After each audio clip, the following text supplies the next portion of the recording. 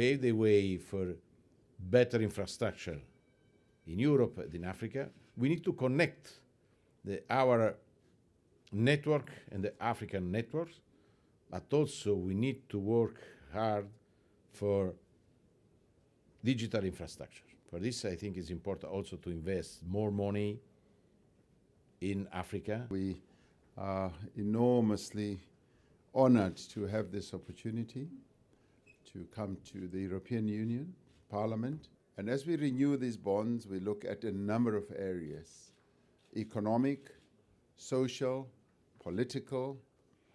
We have investments in large numbers that flow from Europe to South Africa. So our presence here is to consolidate this relationship, to grow it, and to make sure that it helps us address the challenges that we have as a country.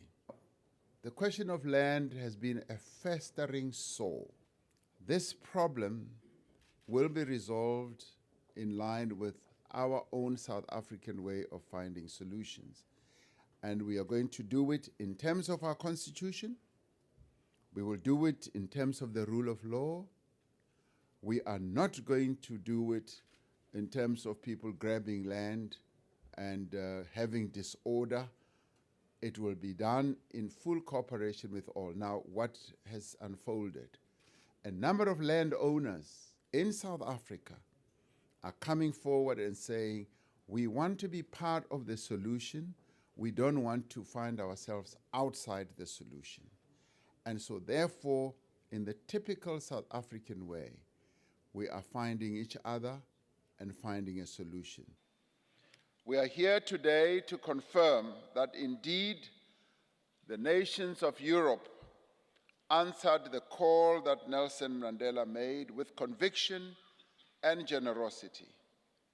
We are here today following in the footsteps of Nelson Mandela to say we would urge you, we would call on you to continue supporting South Africa as it has embarked on a journey not only to reform itself, but to build a new South African nation from the ashes of apartheid.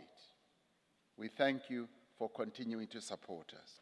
The European Union was born out of the need to end the historic divisions on the continent, to create a firm base for the construction of a new Europe rooted in solidarity and cooperation, and to contribute to global peace, security, and development. The countries of Africa have similarly embarked upon a new path of peace, development, and transformation.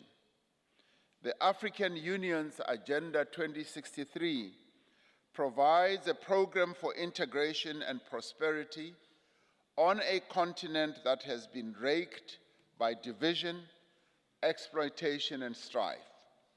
Nelson Mandela was an ardent advocate for Pan-Africanism, and he believed that the continent could only reach her full potential if her peoples were united.